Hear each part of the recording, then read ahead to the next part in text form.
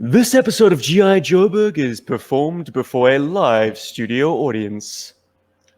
Yo, Joburg, everybody! We are back. We are back with the weekly thing. This is 3 weeks running now. Long may it last, though I do have a newborn on the way, so that might throw a spanner in the works. My name is Steve, and as always, I'm joined by Paul. And you were hearing correctly, ladies and gentlemen. We have in attendance members of our Patreon clan. That's right, they are listening as I speak. Paul is going to introduce them right now. Excellent. So yeah, we got the Berg Force with us today, and I'm going to ask them to quickly switch on to mic mode so that they can all say hello, and we'll shout out a hearty Yo Joburg, just so that you guys know that we actually have real people here. So I'm going to start adding people to the stream just before you think we are faking it and have it. So gentlemen, when you guys are all ready, you can unmute your mics and you can give us a hearty Yo Joburg. Yo Joburg! Yay! Hello, Ryan. Yo Joburg! What up, Ironmonger? Yo Joburg! There he is, ladies and gentlemen. Thanks, Matt. Cool. Outstanding. And now I'm going to put them back into their audience seats. So we are joined today by Ironmonger, Ryan Sweeney, Matthew Comstock, and Bart Simon. Yes, that Bart Simon. So now that that won't be the last time we hear from them. They are going to be very much involved in shaping the rough clay that is episode 186. We have some fun bits and bobs on the agenda this afternoon or evening or night, wherever you're listening to this. So yes, it's going to be a very collaborative show. Paul and I have no idea what's around the corner because it's actually going to be dictated by the audience. But before we do that, I think it's time for our usual segment, Paul. New shit, if you please. New shit that you've bought recently. Okay, cool. Well, ladies and gentlemen, I thought I was going to go for another week running without having bought new shit, but I actually did buy something because I took a trip to our local online eBay equivalent called Bid or Buy, and yeah, one of my regular sellers that I buy from had some very cool stuff. And one of the little gem that he had that I just had to have in my collection was a 1983 Cobra Trooper swivel arm. So I did not hesitate much. I told Stephen I was thinking of buying it, and when Stephen and I put the call down, I bought it. So I have that coming sometime next week, possibly in a day or two from this recording, which I'm very excited about because, as you all know, Cobra Troopers can be quite difficult to come by, and this one is super mint. It's in a really good condition. It's got a complete unbroken Dragunov and a file card, which is just such a bonus. I also did one other little naughty purchase that I didn't think I was going to do, but Entertainment Earth recently got a restock of the Foot Soldier and Baxter Stockman from Super 7 Ultimates. Two figures I thought I would never get because I thought I missed the bus on them completely. And at $40 each, I pinched both of them. They are currently en route to Bart's house. In the chat, Bart's asking, how was the chest? I assume the chest of the Cobra Trooper. Yes. Pretty damn good. But I have a theory when it comes to South African Cobra Troopers.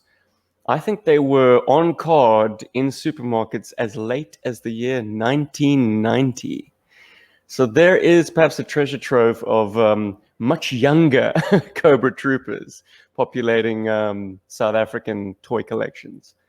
It's also possible that they, through an iterative process of, like improving on the manufacturing line, have a better paint job on them in respect to the quality of paint used, so it possibly won't rub off as easily. Crossing fingers, holding thumbs. Crossing toes. Nice, but I mean, what are your thoughts on the Cobra Trooper? Like, what is the allure for you, Paul? Because I suppose now you're kind of delving into the earliest reaches of the GI Joe toy line, but you've always struck me as a kind of an embracer of the late 80s, early 90s era. Yeah. So you're very right there. I really do love a lot of the late 80s stuff, but I am very much in love with the sort of core GI Joe toys, especially those that were featured quite a lot in the Sunbow cartoon. So, your Baroness, Cobra Commander, your Cobra Trooper, Storm Shadow, etc. But as you know, in the original GI Joe cartoon, you didn't have too many of the original 13. Yes, they were all there, but there wasn't so much a spotlight put on them. It was more like on barbecue and airtight and sci-fi and whatever. So having a Cobra officer is kind of a big thing, or a Cobra Trooper, sorry, is kind of a big thing for me, because I don't have any classic Cobra grunts. I mean, I only recently got a Viper now. And now I've got a Cobra Trooper, which is so great because it just looks cool to have Cobra Commander with a lackey to slap around, right? So, which prompts me to ask our studio audience. Ryan's already weighed in by saying he prefers the Cobra Trooper over the Viper. Who else in attendance feels the same way? You can just pop Viper or Trooper in the chat box. I'm still gonna find favorite for the Viper. It's not only a good figure, it's perhaps the best Cobra sort of unit. It's just, it has a design that holds up without any kind of addition. It worked back then. It works in a modern setting. It's just Cobra unit perfection, and set like a nice standard design for me. But this isn't about me. Let's see what the audience has to say. Something I just got to say about that Cobra Trooper is I don't know why I've never noticed this before, and maybe it's just because I've just bought one and I'm really looking at him now. But I love the details on that toy. There's a lot of stuff happening on a very plain figure. He's got that cool sort of silver clip on his right arm, and he's got the little V, or not the little V. He's got his like little insignia there, and he's got these two. I don't know what they are, but they're like these silver cylinders that sort of sit on him. I would call them grenades for the grenade launcher on his chest. Ah, there you go. He's got a grenade launcher on his chest. And that loop, I believe, could be garrote. I don't know. The mind races as to what that actually is. So it's got a lot more detail than I was expecting. I'm always pleasantly surprised by the 80s, by the early 80s stuff. Every time, you've put something from that era in front of me, it's always surprised me. So let's see, guys, are we troopers in the audience, or are we Vipers in the audience? Okay, right. So far, 2 votes for Trooper. Matthew and Ryan are both in the Trooper camp over the Viper.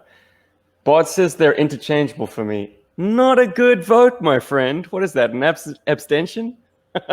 Yeah, that's like you're on the fence there. Okay, Bart, gonna go with the masses, man.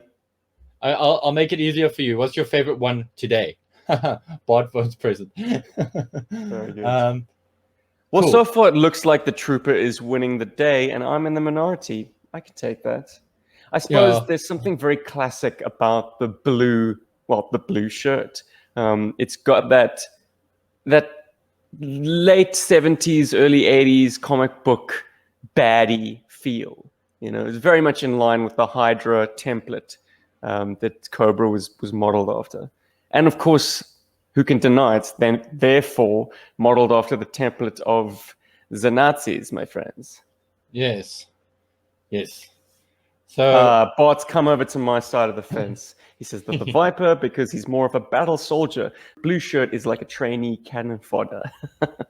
I mean, with Cobra, I suppose you've got all these masses just funneled into your training program. You just toss them a Dragunov, which I suppose is a fairly cheap rifle, not as cheap as the AK-47, and throw them in a blue shirt and some boots and toss them into the battlefield.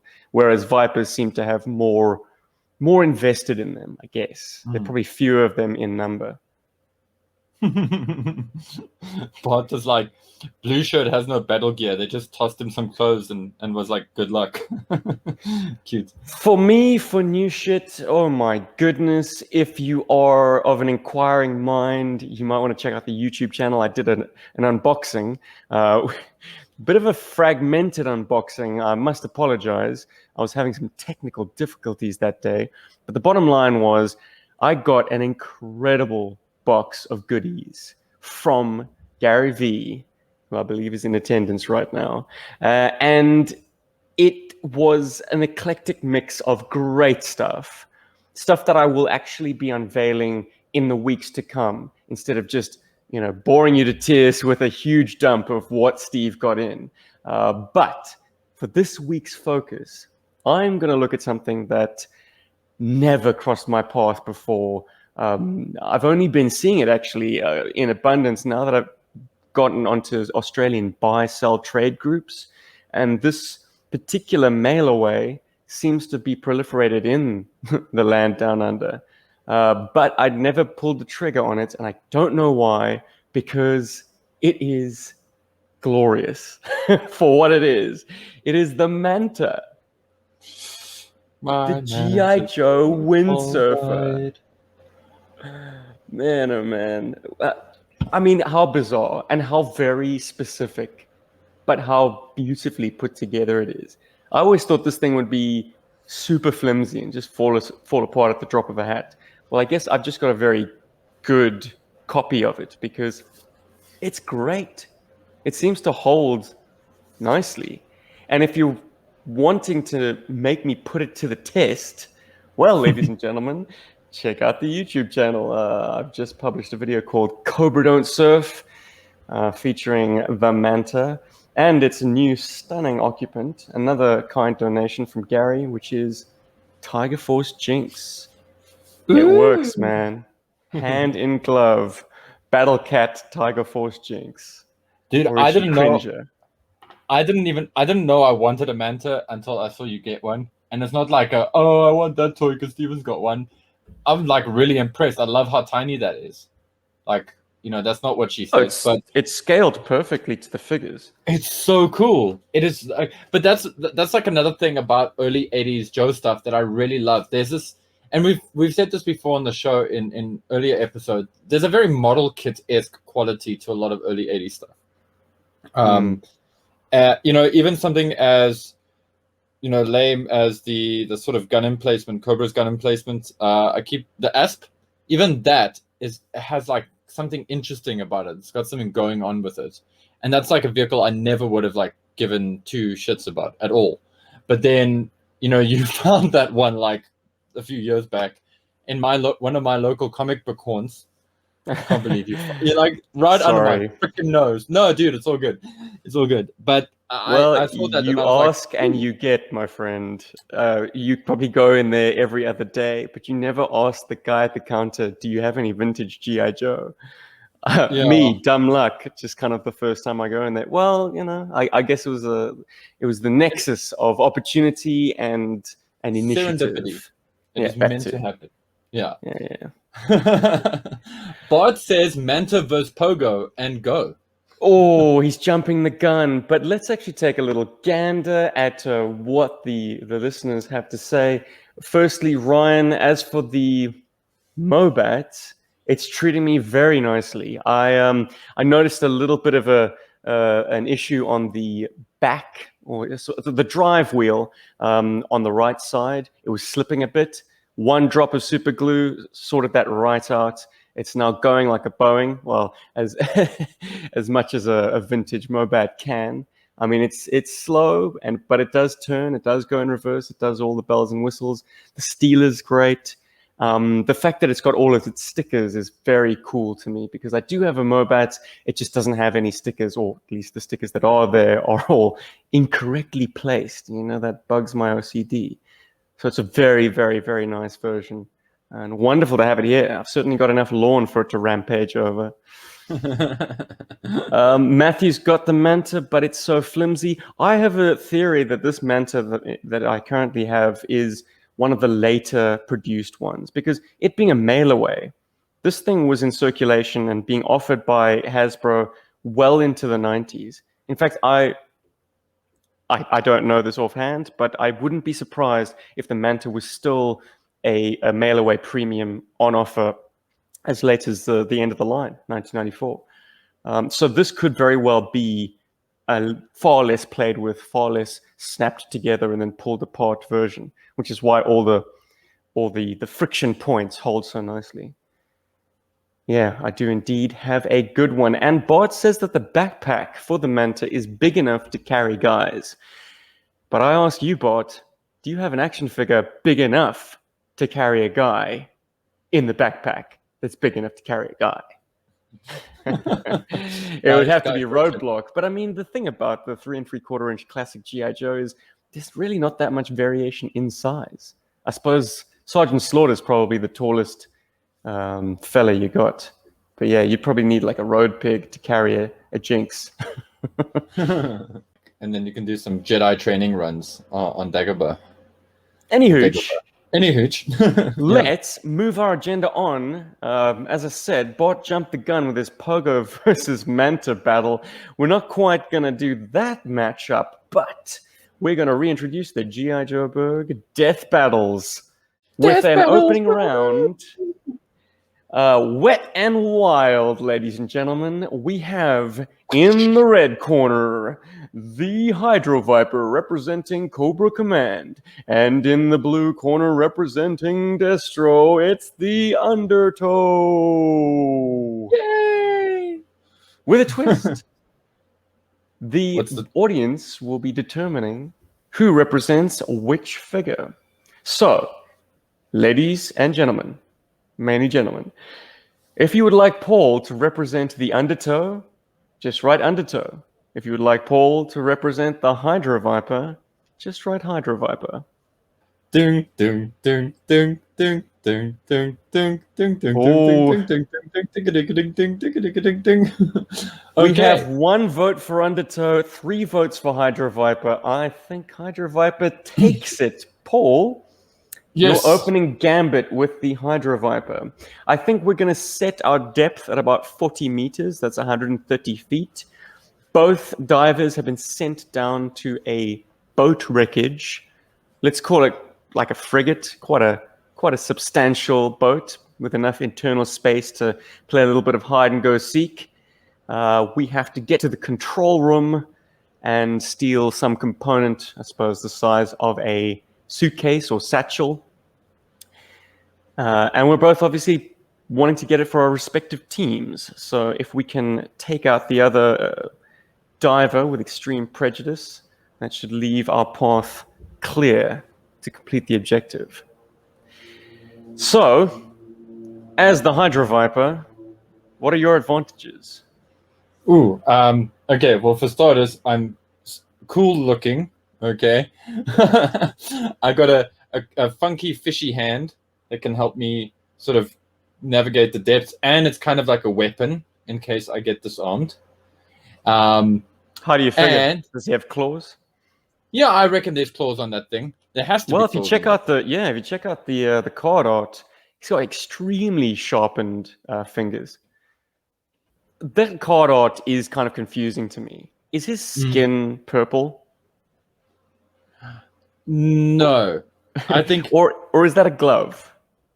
I think that's a glove. That has to be a glove because we can see. Then why does he get surgery anyway? Like if it's just a glove.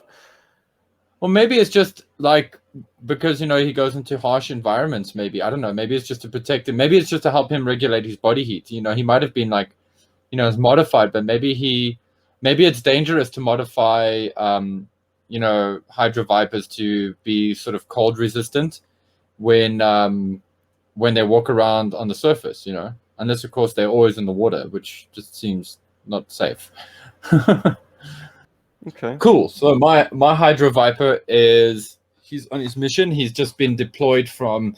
This is going to seem like a bit of a strange vehicle, but he's been dropped off in one of the pods from a hammerhead, and he's splashing down, and he's on his way, and he's jettisoned from the pod because he doesn't like the fact that it's going to make too much noise, and he's slowly, he's making quite a quick descent to the wreckage. And he's got his trusty manta ray that is like communicating with him. So it's like it's letting Is him it a know if anything. weaponized manta ray or devil ray? Is there some kind of I don't know, attack dog training to this creature? I just want to believe that he can secretly communicate with it. So that like Hydro Viper or Aquaman? Yeah. Come on, boy. And that, ladies and gentlemen, is an accurate rendition of a manta ray. So he's got a little manta ray that's like, chilling out. I don't know how he kept the manta ray alive in the hammerhead pod, but he did anyway. So it's out there and it's like sort of staying a little bit above him, and he's going down. It's holding a little bit of recon, and he is making his pursuit to the wreck, and it's a good day for him. He's like, yeah, this is a cakewalk. I'm loving life right now. So good to be in the ocean. And and as he's going deeper, the radio transmission in his head from Cobra Commander going, "Seize the experiment 586," is starting to like fizzle out. So he's starting to find a place of peace. Okay, so while Hydro Viper's piecing the F out, Undertow is making very quick work of this exercise. He has to. He's only got a small rebreather tank on his on his body. I mean, let's face it. If we had a mission that required some longevity, Hydro Viper is going to definitely be able to wait this one out. I mean, he's got about an hour and a half's worth of air on his back.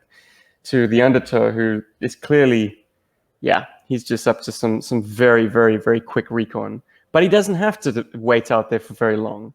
He's got that sled, which is going to speed him to the objective. And I think that's his advantage right now. That and the fact that in the stakes of Barracuda versus Manta Ray, I pick Barracuda. But can he communicate with the Barracuda? That's the question. He doesn't have to. He just has to sick it on your companion, and then the way is clear, my friend. Yeah, so weaponry is concerned, if I do encounter you, I've got that nasty-looking trident, which definitely outranges your knife. Yeah. Dum, dum, dum, dum, dum, dum, dum. But I've got a harpoon gun. Dum, dum, dum, dum, dum, I've got a dum, dum, torpedo. So if the going gets really rough, I light that sucker up in an enclosed space, bolts out of there, and boom, bye-bye Hydro Viper. But you don't want to take the risk because the sunken battleship has explosives in it. But if you read the Undertow's file card, they are best at operating in very adverse conditions, like oil slicks, like corrosives, stuff that I suppose the Hydro Viper, being more of a deep sea diver, is less inclined to encounter. So, any closing remarks, Paul? Or shall we put it to a vote? No. So my manta ray has picked up a disturbance. It knows that you're on the way. It knows that you're there.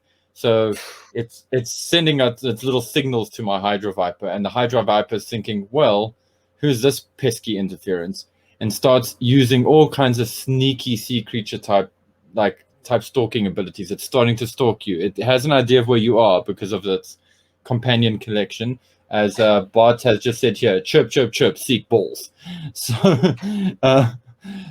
it's about, it's going to close in on you, or the Hydro Viper is going to close in on you, and the only strategy that the Hydro Viper is going to use is to smother you. It's going to get in there, and it's just going to hold on to you. It's going to keep you down, and outlast you with oxygen and stuff, because it's way calm. I think between the Undertow and it hurts me to say this, I think between the Undertow and the Hydro Viper, I think the Hydro Vipers are slightly better divers. I mean, they're crazy enough to go and get like themselves, upgraded for water specialties. So let's see what happens. Yeah, I think it's time for our audience to determine a winner. If you would like to see the Hydro Viper emerge victorious, pop Hydro Viper in the comment section. If, however, you very correctly think that I've won the day with the Undertow, type Undertow, if you please. Matthew Comstock's got your back. Oh, that's two Oh, votes no. undertow. Oh, and Uh-oh. one for the Hydro Viper. Oh, Nice. two for the Hydro Two for the Viper. Hydro Viper. Are we split down the middle? Ding, ding, ding, ding, ding, ding, ding. Well, that perhaps is the best outcome for our first matchup. We are even Stevens, 2 votes Undertow, 2 votes Hydro Viper. Thanks, guys. It seems no one wants to offend any feelings, but we're going to have to, because our next battle, we're going to take it back to something that is very near and dear to every GI Joe collector's heart. It's a battle forged in the fires of 1982, a battle of green versus blue, the ultimate infantry battle. It's Cobra Trooper versus Grunt. If you, once again, would like Paul to represent the Cobra Trooper, pop Cobra Trooper in the comments. If you would like Paul to represent Grunt, you know what to do. Uh-oh. We got 1 vote for Grunt. 2 for Grunt.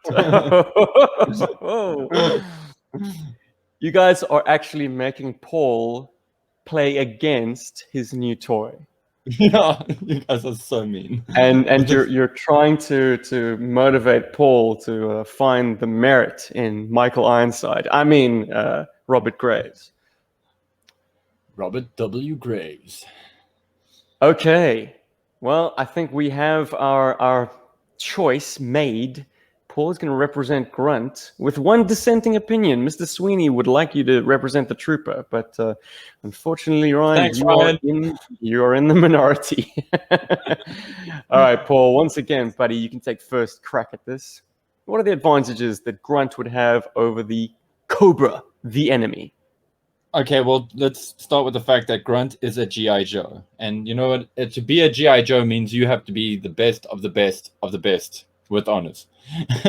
So we've already got that going for Grunt. We've got the fact that he is an infantryman. He likes to shoot stuff, clearly. And he knows his guns because he's a small arms armorer and an artillery coordinator as his secondary specialty. So he knows some stuff. So I'm guessing in this scenario, maybe his artillery coordination is not going to come into play here, but he knows guns. I mean, he can literally pick up anything off the battlefield and sort of feel comfortable with it because he's a bit of a gun nut. I'd say he's a little like our good friend Bart. But yeah, so that's the one thing. He's got all of this great weapons knowledge, and he's got advanced infantry training. Okay, to be fair, so do Cobra Troopers. They also have advanced infantry training to a degree, but Grunt finished top 10 in his class. So I want to believe that of all the men that enlisted in that program, and I'm sure there were many, to be top 10 or one of the top 10 is quite an achievement. So I think, I don't know, maybe I'm just reading the situation wrong, but I think to Grunt, a Cobra Trooper is kind of like a pop-up target for him, really. So, fair enough. You make reference to the weapon specialization that Grunt has. That's also very fair. But I need to point you in the direction of the Cobra, the enemy file card, which seems to motivate the fact that these guys are trained in all NATO and Warsaw Pact small arms. So they also have a very wide base of weapons knowledge. But if we're going to be purists, we've got to compare the M16 of the era 1982, and perhaps even earlier, to the Dragunov of around the same time. Now, I'm no gun nut. I'll make that caveat at the opening of saying this, but I do have some idea that the M16 was notorious for jamming up. In fact, they used to load the magazines with half the amount of ammunition to hopefully alleviate this jamming problem. It's something that got corrected eventually, and certainly with the M4 sort of cut down version, it stopped becoming a problem. But I think the M16 has reliability issues, whereas the Dragunov, it being in the same kind of lineage as the AK-47, you can drag this thing through the desert, through the swamp, through the mud, through the rain, just give it a little wipe down and still nail your enemy. That and the Right. fact that it is a battle rifle with a larger caliber bullet and a scope, which means that the Cobra Trooper, standard trooper, outranges the standard GI Joe infantryman. So there's Okay. that. Okay. So I'm going to defer. I love this because now I can phone a friend in the audience. Hey, Bart, I just want to just check. Okay, so an M16 with somebody that is known for having a cool head. Okay, if that gun jams, what is standard procedure for that gun jamming? I imagine you pop out the magazine and you try to force feed the bullet out, and then what? You would manually slip in your round and shoot back. I think Grunt might be more accustomed to not losing his shit if he's getting shot at with a gun that he knows is notorious for jamming. Whereas the Dragunovs also have their own set of issues, and I think a Cobra Trooper might be a bit too eager to try and kill, and as soon as he's like in a situation where something happens with his gun, it's lights out for him. Especially if he thinks that he's got the upper hand after Grunt hasn't sent any return fire his way or hasn't returned his registers. But let's see what Bot says. Yeah, more or less. But if that gun is dirty and you don't have some oil on you, you're fucked, says Bot. And Matthew's got my back as well, I'm afraid, Paul. He does have experience with the M16 and its jamming issues. Okay. So we've got some hard facts being laid down by the members of the audience. But I'm going to add a little bit more spice to this cauldron. In terms of backup weapons, Grunt's coming up a little short. I think he's got a combat knife on his person and a grenade. Whereas the Cobra Trooper, as we've spoken before, made mention of the fact that he's got a grenade launcher on his chest with a little bit of additional ammunition stored on his bicep. And then for some really detailed close quarters work, he's got that nasty garrote wire. Ooh. But the big question is, what do you suppose Grunt has in his backpack? Is it just survival goodies, or do you have some additional weapons to bring to bear? Oh, I've got two strategies here. I think I'm hoping Grunt doesn't seem to be carrying a sidearm. So but he has got a grenade, doesn't he? Yeah, but is your throwing arm as good as my grenade pistol? I don't think it is, but I want to believe that with all of his infantryman training, he might be able to at least flush you out of cover, and then hopefully, if his gun is jammed, he can beat the crap out of your Cobra Trooper. Yeah, look, let's face facts that it is a case of the good guys always winning, but on an equal playing field with their standard equipment as they were issued back in '82, we're gonna have the audience determine which of these figures comes out on top. I think we definitely find some favor for the Dragunov battle rifle or light sniper rifle, depending on what you want to term or class it as. But okay, we've got some votes rolling in already. Ryan says the Trooper. Ooh, it's time, ladies and gentlemen. That's 2 votes Trooper, 3 votes Trooper. Oh, Paulie. Oh, thank you, Bart. We have 1 vote for Grunt, and the rest have all fallen in line with the Cobra Trooper. Oh dear, Blue wins the day, but it being the figure that you have winging its way to you currently, I think everyone's a winner in this round. Hey, there you go. Gary says, spray and pay wins the day. Guys, just so you know, on the next time when we do this, I have prepared some little fun items for our audience members that is going to make these kind of battles a little bit juicier.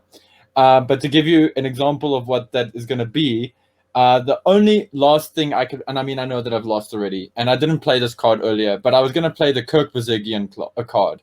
According to 3D Joe's, Kurt Bazirgian says, isn't afraid to pick favorites. Grunt is the man.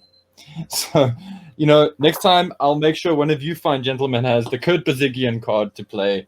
in favor of my argument. Also, Well, with a gentlemen, face sculpt like that, you better be the man. Man, looks cool. like a back end of a bus. All right, we have the greatest matchup of 1987. It's the battle on everyone's lips when you think of that year. It's gotta be. It's the 1987 Defiant Launch Complex versus the Pogo. Dun dun dun. And we have a new player. We've got Gaz. Gaz has just walked into the studio. Okay. And the way we work it, Gaz, if you would like Paul to represent the Pogo, put Pogo in the chat box. If you would like Paul to represent the Defiant Launch Complex, just write Defiant. Oh boy. Otherwise, it's a mouthful. Oh man. Votes are coming in, guys. Yes. We got 1 for the Defiant, 2 for the Pogo. Oh yeah. 3 for the Pogo. Time for the devil dustman to shine. Well, I think that sets it up. You are definitely in with the Pogo, Paulie, my brother. Cool, man. Cool. I just want to have it sitting here with me on the screen. I've actually already got it here in studio with me today. I didn't take it back the other day, so I've still got mine with me. And I'm going to load it with none other than an Astro Viper, because that just seems to make the most sense in this situation. Okay. Are we taking it to space, or is this going to be a ground-based conflict? Hell, let's do both. Yeah, let's do both. All right. So the way I envision this is Joe is, I mean, they don't roll the Defiant up out of the pit all that often. It's literally going up because it needs to launch into orbit. Cobra is making an all-out attack to try and stop this launch. Now, Joe doesn't, as I say, put the Defiant out very lightly. They probably have various security corridors of patrolling aircraft, ground vehicles, helicopters, support crew. Cobra has managed to penetrate all of that with only 1 unit. Everything else has been shot down, blown up, stamped out, forced to retreat. The Pogo is the last unit to get through. But does it have the grit, the stones, and the firepower to cancel this launch? I suppose it's going to come down to the Defiant throwing up a curtain of flak or laser fire. Yeah. And that's kind of my main defense. I mean, the Defiant literally has 360 degrees and full elevations worth of firepower coverage. It's got big-ass laser cannons, front and back. It's got those quad lasers, which I suppose are automated at the tops of the gantry. So it's just going to lock on. And of course, it being Joe's most sophisticated piece of equipment of all, bar none. I mean, nothing else Joe has is as ramped up on tech as this. I'm sure all those weapon systems are state-of-the-art. And even something as small as the Pogo, moving as quickly as the Pogo, is going to be fried by a veritable shield of firepower. But Paul, do you have any hidden aces you'd like to play? Oh, totally. So what's happening is the Defiant is still on the ground, and it's just gotten news that there are Cobra weapons that have been scrambled to try and intercept it. To try and intercept its launch, but they're only going to get there within like 40 minutes or something like that. So it has to play it cool. It can't exactly go and blow its load on defending itself from Pogos. So, with that said, my Pogos are going in with the advantage of knowing that they've got a little bit of an airstrike coming through that might... Oh, hang on, is this a single unit or is this a cloud of Pogos?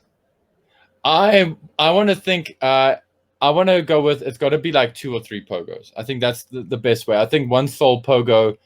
No, actually, no. Let's take it back. It's the one Pogo that's been delivered and it hasn't been destroyed in the battle that was sort of preempting this.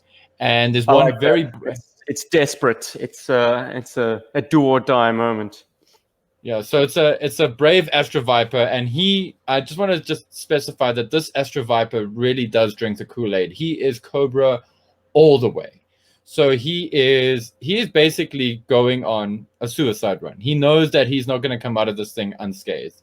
So he's bouncing that Devil Dustbin left and right, and he's and he's sort of letting off these like little bursts of fire, of controlled fire, just so that he can get close enough to the Defiant. And he's sort of inching past, and in his last desperate attack, he bounces in the air and he lets loose the 2 missiles that he came with. And they are honing in on the Defiant, and all of those guns have been so busy trying to protect themselves from the Pogo. One of them has to hit the Defiant. At least one of them has to hit, or at least one of them has to hit the gantry. So, so does it happen? Yeah, I suppose that piddly little machine gun wouldn't really touch sides. No. I mean, maybe if he hit the cockpit of the shuttle. So it would have to come down to a lucky shot with those missiles. I just think like something as tight as the Pogo, like for it to be a good launch platform for those missiles, you're going to have to be a little bit less bouncy, a little bit stiller to get off a good shot or good lock, for instance.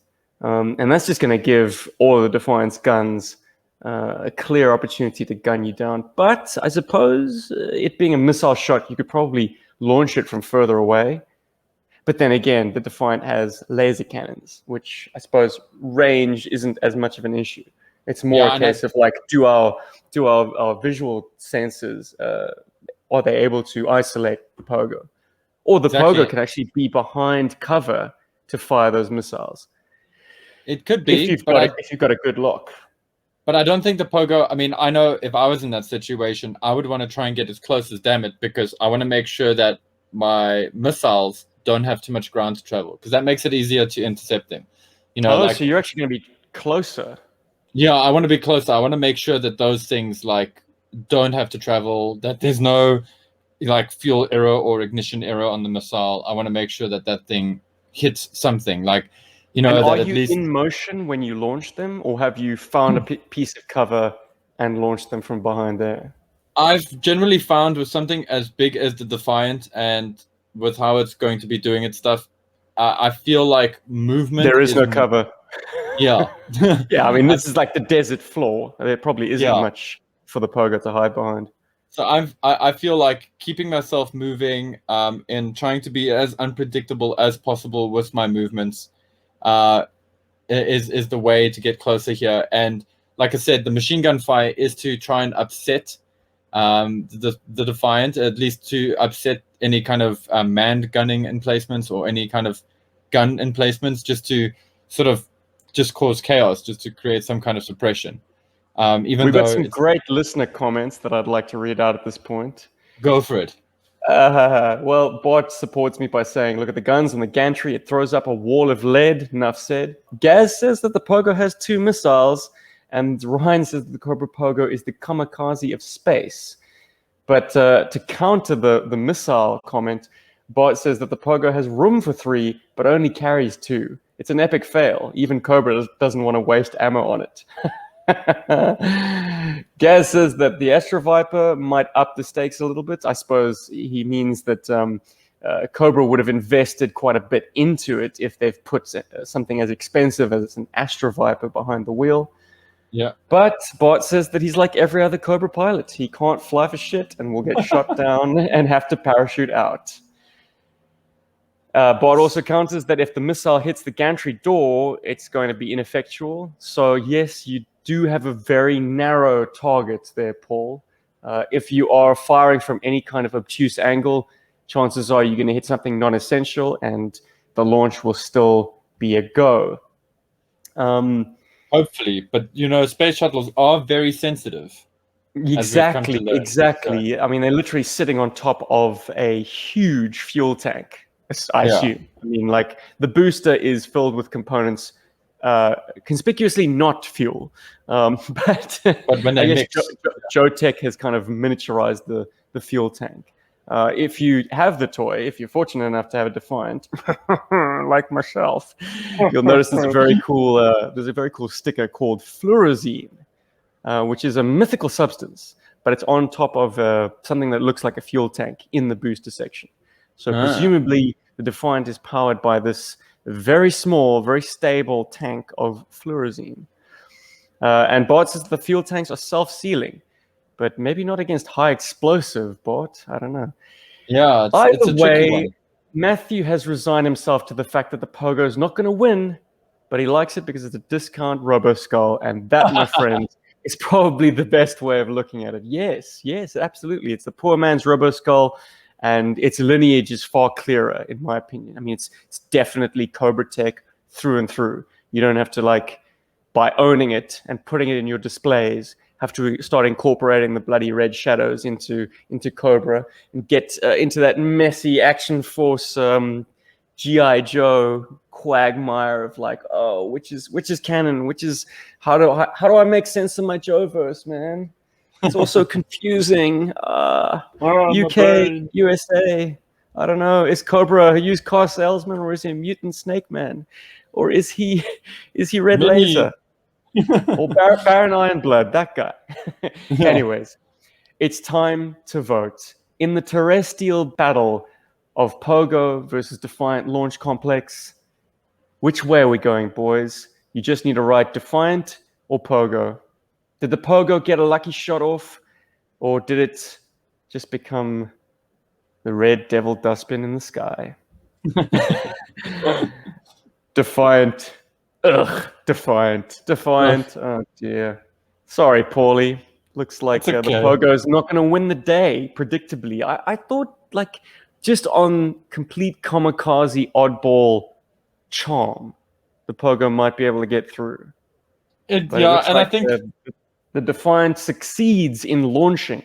And I think it's also it's also a numbers game. I think if there was 2 or 3 Pogos, I think that changes. They'd smash into each other. No, they wouldn't.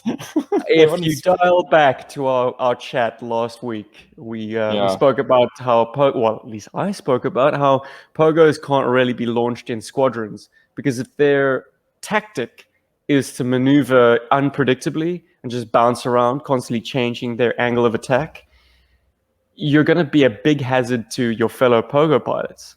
You need to be operating in very specific and separate attack zones. Otherwise, all that bouncing around, it's just absolute chaos. Unless they've got some kind of coordination to their bouncing around, which then that's a contradiction in terms. They're are they random or are they following a set pattern? You know what this whole conversation has given me an idea for, and I'm going to speak to one of the developer guys that I work with tomorrow, one of the game dev guys. It's making me think I want to make an Atari style Moonlander game where you use a Pogo and then you have to try and blow up a Defiant. I'm going to try that. I'm going to see maybe I should do that just to get my coding skills up to par. Would this be like Space Invaders? Because then I think you should probably flip it. The protagonist vehicle should be the Defiant shuttlecraft, and you just have a bunch of Pogos and stilettos above you. I don't know. Well, let me see if I can do it. I've got some ideas for it. I mean, I don't think I'll just make it one linear experience. I'll try to make it 2 different experiences. One where you're the Defiant and the other where you're the Pogo. But I'll mess with it. I'll see what we can do. I'm just so glad that Matt would happily part with $10 for that Space Invaders skin. Yeah, nice, totally. So that brings our now we've got a draw, and we've got a win for Cobra, and we've got a win for GI Joe. Lovely. Well, nice. A small scale win for Cobra, that being the Trooper versus Grunt, and a very large scale win for GI. No, that's once again a small scale win. It's just the Defiant crushing the Pogo. I mean, predictable, right? Does the answer change if we have the Defiant shuttle encountering a Pogo in space? If you were to do, as many people have done, and make the Pogo some kind of space capsule, does that change things slightly? I think it definitely does. Let's upgrade the machine gun to a laser cannon. Yeah. Well, that would be a very good idea, because I think if it had to fire off a machine gun, it would change its trajectory quite a bit. I don't Because it would. know. Like Mythbusters haven't been able to do an episode on does a machine gun work in space?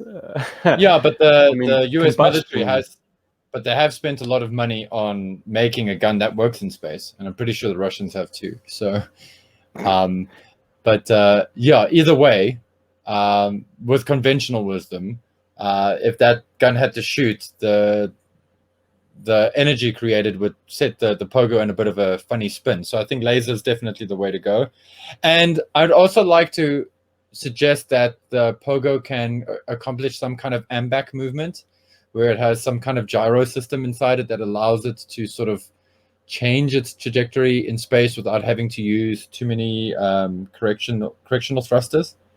So I think that, but I mean, with those things in play, yeah, I think a pogo is a threat. I actually think anything that can do damage in space is a threat to a space shuttle, because of how spaceships are. I mean, yes, there are redundancies built into the spaceship and things like that, but it doesn't take a lot to breach the whole of a spaceship. I mean, I know that a space shuttle is... Interestingly, Bart has flipped. In space, the pogo would win for him. So let's crush this debate in one fell swoop. Who here says the pogo would be able to take the Defiant in space? I'm going to say yes, most likely. It's an annoying little flea of a vehicle, whereas the Crusader shuttle, what kind of weaponry has it got? It's got fixed forward lasers. So it has to bring the entire sort of reaction control thrust, the entire ship, to bring its weapons to bear. Whereas the pogo could probably attack from any angle, really. Yeah. Matthew agrees, and Gaz agrees that the pogo would have more agility. And in space, it's such a harsh environment that you don't have to damage your opponent too much to take them off the board completely. I think you pump a few laser rounds into the Defiant shuttle, it's going to be dead in the water. Yeah, I mean, scuttle that ship.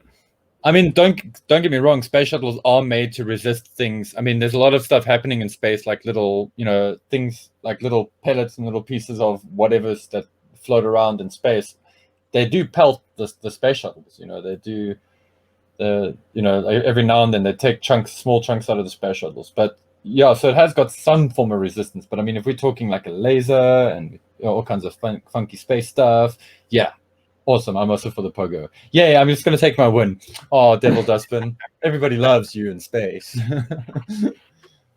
Makes a Wilhelm scream.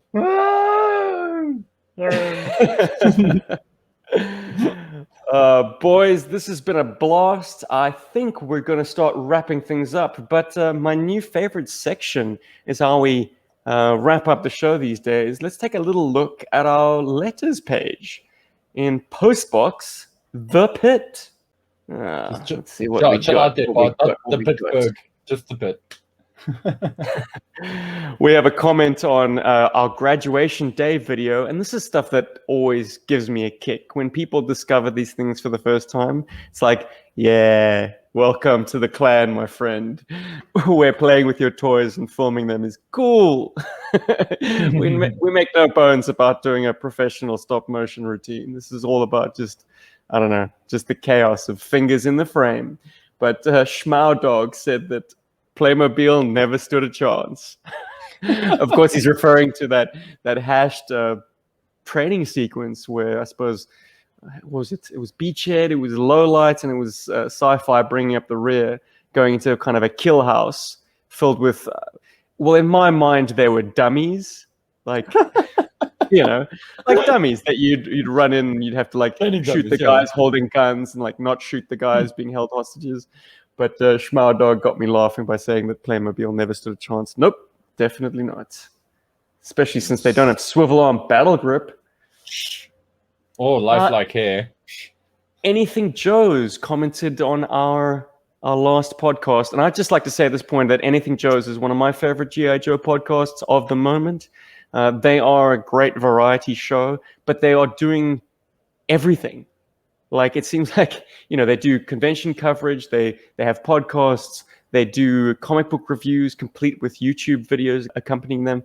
They really are a hot item right now. I would suggest that anyone listening to this who is not currently subscribed to Anything Joe's, both on their podcatchers and on YouTube, go check them out. But they'd like to know that when we're talking about touching up figures with silver and gold, are you using regular Sharpie markers or another specific brand? The answer, nope, we are using Sharpie brand. I know in Australia you can get the metallic silver and gold for like $6. But hey, why don't you just roll heavy and get the 20 pack, complete with all colors of the rainbow, for just I think it's about $20, $20. Wow. Yeah, that's Oz dollars, so it'd probably be about 15 US. And we also have them here, hey, in South Africa. Wonderful. Yeah. So, but I do know that Sharpie does have a wide range of stuff, because they got their standard Sharpies and they got their like paint Sharpies and whatever. So maybe that's what they were aiming at. But I know with metallic markers in general, it is a type of paint usually, and it's usually like water-based or alcohol-based paint that they use. So it's usually acrylic to a degree. Anyway, this past week we released the first part of our 1990 Benelux catalog review, which is a collaboration between myself and Paul and the members of Talking Joe. And one of the more interesting comments that I read was from Dabuya J, who says that what impresses me is that you see Iron Grenadiers and Cobra in the same room working together. And he's referring to that first spread, which has the Hydra Vipers, Toxo Vipers, Techno Vipers, and Astra Vipers sort of in formation alongside the Iron Grenadiers. And it's Voltar who's showcasing these troops to the resplendent battle armor Cobra Commander on the steps of this massive Cobra Cathedral, it seems like. Anyway, if you want to check out the photography itself, check out the YouTube video, the 1990 Benelux catalog. Or if you can hold out, like maybe ask somebody to download the images for you and then go through them with us when we do the episode. Because I'm also that. Yeah. But Paul, just to answer the query about it being quite impressive that Destro's forces and Cobra are sort of side by side in this big group shot, I'm less, I suppose, jarred by that, because in South Africa they weren't marketed as separate entities. By the time these action figures reached us, they didn't even have the blue digital explosions on the cards surrounding the Iron Grenadiers. We got Iron Grenadiers on regular cards, just calling them the enemy. And there was no kind of Destro's Iron Grenadiers livery. They didn't go as far as to change the file card. So the references to like Destro starting up his own game were still there, but they were somewhat buried. You know, you'd have to read the file card to get that sense. There was nothing on the file card or on the card back or front or in the marketing material to suggest that this was a separate army. Yeah, that was we didn't get that. I also remember going, what is an Iron Grenadiers? Because I know that the undertow, I think the thing that keyed me on to that was the undertow. When I got mine all the way back when a mall called Northgate had just opened. It was back in 1992. I'm going to reference the undertow one more time in this podcast and say that he was also in that incredible box of goodies from Gary. And I will also say that given his color scheme, this is a shoo-in for an eel version 2. With the gray and the red. All you need is a Cobra symbol somewhere. But they decided to cast him as Destro's diver. That makes sense. Destro didn't have any navy to this point. And he's a bit of a unicorn in that there's not much to back him up. Like, Destro doesn't have a boat or a sub. So in terms of the Destro-specific navy, you're coming up short. You've just got this diver. But then they went and made Eels V2 that strange neon yellow and blue contraption that Jason Murrell loves so much. I also dig it. Yeah. But now that I regard the undertow, and I'm like, man, he looks so good next to the original eel. Ooh. Yeah, listen, I love the undertows. I think they are one of the sexiest toys in the line. I love that the face mask. I love that it's such a thin piece. and it's very much to scale. That's always blown my mind. And when I had him as a kid, I fawned over that toy. I thought it was such an amazing figure. In fact, I got the Eels version 2, but more for the RoboShark. And I mean, I've only grown to like the Eels 2 over time, but I really, really loved the RoboShark at first sight, and that was kind of like the companion for my Undertow at a stage.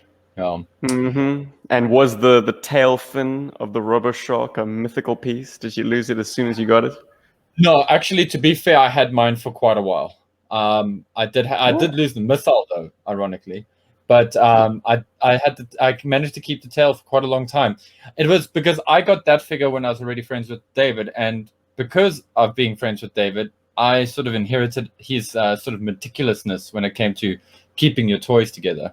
And so I did sort of keep all of that stuff like in a box or in a bag or whatever's together. So mine was there for a very long time. I actually lost the whole shark with the tail in one fell swoop. Poorly. Yeah, Well, I hope you can correct that now, though. Yeah, it's getting harder and harder to get those tails because Jason keeps snapping them up. Yeah, Jason, you got to stop buying those Eels version 2, man. Leave some for the rest of us. Leave some for the rest of us, man. Grant Welsh commented on our last podcast saying that he went from having a 101% complete and 99% complete pogos to 2 100% complete pogos. Thanks for confirming something I had suspected, but I hadn't checked. He's referring to the missiles, the fact that it only comes with 2. Also, the thought of 2 pogos attacking my Defiant is so cool. Red on white, good contrast. Well, Grant, you're going to love the content of this episode then. But yeah, it's great to know that there are people out there who we have assisted in completing their collections by simply mentioning that, yes, in fact, the Pogo did not come with that 3rd missile. How bizarre. It's always cool. Last mailbag item I'm going to dig out. I'm going to direct it at you, Paul, because this is reaching way, way back. GI Joe Espanol has just discovered our transportable tactical battle platform pseudo review. I say pseudo review because it started out as a play motion style review and then gave rise to that thing called the Atlantis Factor. Anyway, it features myself and Rob hooking up the battle platform to 4 dragonflies and basically having Shipwreck give a rundown of its features and intrigues. But G.I. Joe Espanol would like to know, why is Shipwreck giving the orders? Paul, can you come up with any plausible explanations? I think I'd like to believe that he's the highest ranking naval officer in that situation. I think he's a chief petty officer, which he's not a swabby. He's not one of the boys, but he's not a high ranking. But I mean, in terms of not an officer. In terms, but I mean, in comparison to who's there, I mean, he's specialized. That's his specialization. So that's the only thing I can think of. It's like, and I'm gonna mix it with it's Shipwreck. I mean, Shipwreck in himself is kind of a mystery. And this came up again the other day when I was actually talking to Cecilia about it. About that character, and I always feel like Shipwreck is sort of I don't like the term like dirty military, but I think he kind of is. I think he does a lot of Black Ops stuff for the Joes, and so I think he's kind of like, I think he knows a lot more than people give him credit for, and I think he's a lot more dangerous than people give him credit for. And so, and that's how I like to paint Shipwreck, at least in my mind. Wasn't there an episode of the cartoon where they assigned ranks, or did Cobra hack the system, and they assigned ranks to like Dial Tone, Shipwreck, Lifeline? Like each of them were given, like, I suppose Shipwreck had Rear Admiral status, and everyone else had Colonel status or something like that. I wouldn't be surprised. I mean, it's Sunbow, and they did cool stuff like that. But yeah, my explanation is it's a naval piece of equipment. And as you know, in G.I. Joe, your pay grade does not necessarily determine who calls the shots on the mission. It's what you call, I believe, bush rank. So the most experienced man or woman for the job is assigned leadership position. So when it comes to ordering people around a piece of hardware like the transportable tactical battle platform, you got the Navyman with the most experience. And while Shipwreck might not have a lot of rank to show for it, he certainly has a lot of experience in the field, which, as I get older, I realize is the difference between enlisted personnel and officers. Mm. You know, officers, you're being funneled into driving a desk as quickly as possible. It's the enlisted men who are out in the field getting all the actual practical experience. So for a team like GI Joe, that's what really counts. That's what you want. Yeah, and Shipwreck, for all his rough edges, he knows his way around maritime hardware. So yeah, that is exactly why GI Joe Espanol Shipwreck is giving the orders. Actually, and just to add to that quickly, Bart just mentioned now, Bart said, I'm a sergeant, but I have led majors in the field. Comes down to training and who has the most experience in the task. So yes, that's just to add a little bit of weight to your statement there as well, Stephen. And Matt says that he's got a click-and-play SWAT figure that looks like a discount Shockwave and named him Steve in my honor. Thank you, Matthew. Those figures, those Power Team Elite, whatever they're called now, Click and Pay, they aren't bad. Not bad fodder, but also they're a lot of fun, and you don't feel the same kind of like fear as you might fear, or delicateness you might fear when handling actual GI Joe toys. They are pretty damn robust. So yeah, man, I had a friend who, you know, towards the later stages of us playing with toys, he totally eschewed the classic O-ring guys. He wouldn't use the modern Joe guys or the new sculpt. He would exclusively use those Power Team Elite figures because they were just so forgiving, had the kind of articulation that he wanted, like wrists, and even the mid thigh swivel. Which like modern Joe doesn't have that either. And of course they had ankles, like they had a lot of articulation that really like gave him what he needed for like cool sniper poses, for instance. So there is no shame in admitting that you're a fan of those figures. Matthew just said he's filled with fear opening these 21st anniversary figures right now. I'm going to quickly say, Matt, what figures are they? And maybe we can be your enablers. And Ryan says non-coms are the ones who hold the units together, and I couldn't agree more. Though I've never served myself, it seems like that is how the structure of any armed forces works. It's the grunts in the field, man. The whole thing falls apart without the non-coms. Yes, sir. Non-coms, not to be confused with rom-coms. Anyway. All right, dudes. I think we're going to wrap it up on episode 186. Thank you so much for joining us, our live studio audience. If you too would like to join us on a podcast, well, if you'd like to chuck in a buck, as they say, we'd love to have you join our Patreon squad. I like this. It feels intimate. It's good. It is good. And guys, thank you so much. I love the suggestions. I love the chatter in the chat box. Thanks for the participation, and thanks for breaking the ties. I mean, we do these death battle matchups often enough, but we never have any kind of deciding vote, really. It's normally just us kind of bantering it about. But nice to have some decisiveness within the same podcast. Totally. So, thanks for joining us, and thanks for playing, boys. Yeah, and if you guys, like Steven said, if you want to join the Berg Force, go and check out our Patreon page. The link is below in the description if you're checking this out on YouTube. And we'd love to have you, and you can join for as little as $3, and you'll be privy to early videos, and of course, being part of the interactive podcast experience. And thank you so much for the support, because I really do feel like building something cool here. And shot dudes, go and play with your toys. Joburg, everybody. Play with your toys indeed. And I'm just about to hit publish on a short and sweet little video I filmed on the weekend called Cobra Don't Surf.